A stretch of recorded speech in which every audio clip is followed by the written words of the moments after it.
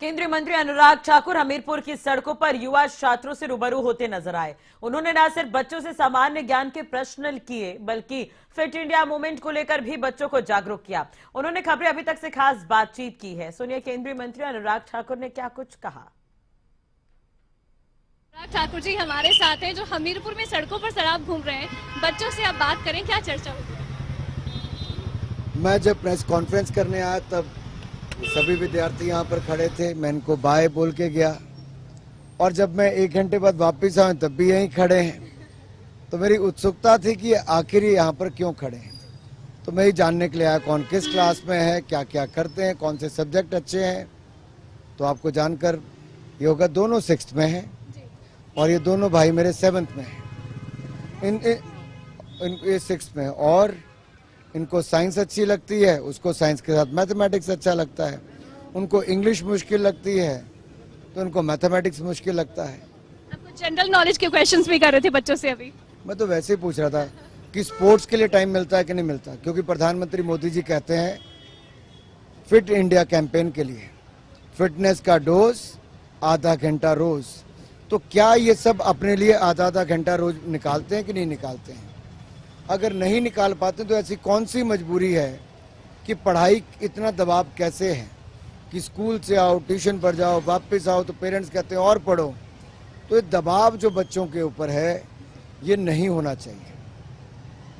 शिक्षा हमारे लिए इस लायक हो कि हमें रोजगार, स्वरोजगार, कारोबार या आविष्कार के लायक बने, बोझ ना बने।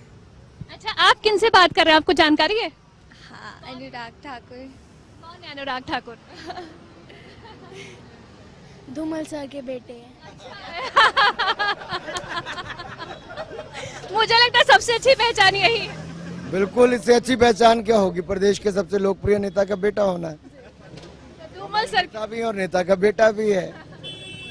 बिल्कुल। अच्छा, स्पोर्ट्स मिनिस्टर है हमारे केंद्र में अनुराग जी। अच्छा, फिट इंडिया मूवमेंट आप साथ साथ बच्चों में उसका प्रचार भी कर रहे हैं। यहाँ पर जागरूकता होनी चाहिए। बिल्कुल होनी चाहिए। यही हमारा वर्तमान है, यही हमारा भविष्य है और इनके साथ जितना एंगेजमेंट हो उतना ज़्यादा अच्छा है। होता क्या है, हमारे लोगों की एंगेजमेंट विद्यार्थियों के साथ कम होती है। हमें इसको दूर करना चाहिए और मेरा प्रयास है कि युवा कार्यक्रम विभाग की ओर से हम इसको ज़्यादा करें। बच्चों को बॉर्डर एरिया प्रोग्राम्स पे लेके जाएं, देश को दिखाने का मौका भी मिले और ये लोग भी पढ़ाई के अलावा एक्सपोजर और एजुकेशन ट्रिप्स पे ज़्यादा जाएं। जब ये अपने ज़िला से बाहर जाएंगे, नई नई चीज़ें देखेंगे, नए नए लोगों से मिलेंगे तो इनकी जानकारी और ज्ञान दोनों बढ़ेगा।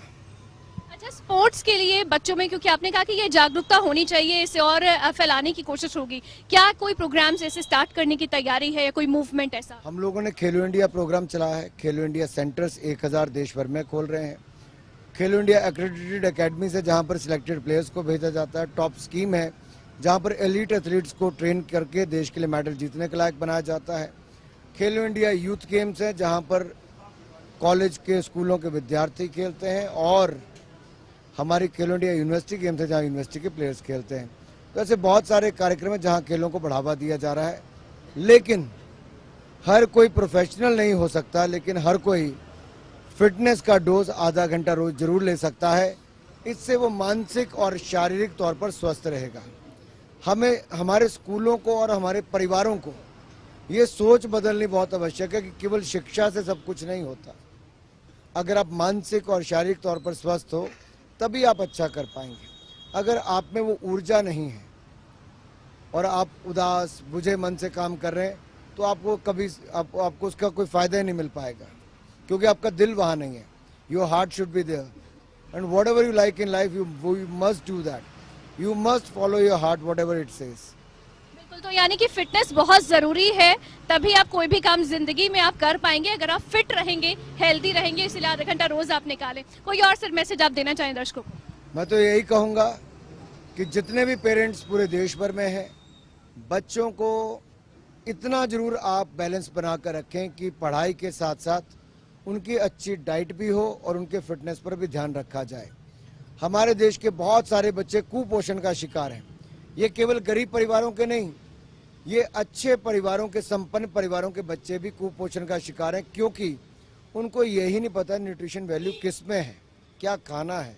चिप्स खा के आपको कुछ नहीं मिलने वाला। टॉफ़ी चॉकलेट खा के कुछ नहीं मिलने वाला, लेकिन न्यूट्रिएंट्स प्रॉपर होंगे, डाइट प्लान ठीक होगा, तो बच्चों में आपको विकास भी देखने को मिलेगा और स्ट्रेंथ भी देखने को मिलेगी। बिल्कुल, यानी कि स्पोर्ट्स पर तो ध्यान दें ही, फिटनेस पर ध्यान दें ही, लेकिन साथ ही साथ पोषण वो बहुत जरूरी है कि बच्चे क्या खाएं और कितना खाएं, वो बहुत ज्यादा इस समय ध्यान रखने की जरूरत है। और जैसे आपने कहा कि ये कमी है कहीं ना कहीं जो देखी जाती है। बहुत बहुत शुक्रिया सर बात करने के लिए। आप सुन रहे थे केंद्रीय मंत्री अनुराग ठाकुर जी को। कैमरा पर्सन ललित के साथ अवंतिका यादव, खबरें अभी तक।